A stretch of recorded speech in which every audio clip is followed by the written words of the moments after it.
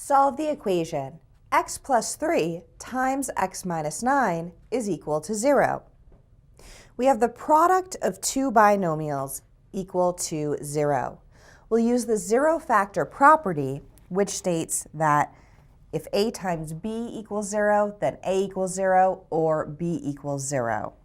Therefore, we have x plus 3 equals 0, or x minus 9 equals 0. And we can solve both equations.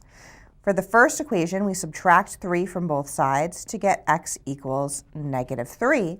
And for the second equation, we add 9 to both sides to find the solution x equals 9.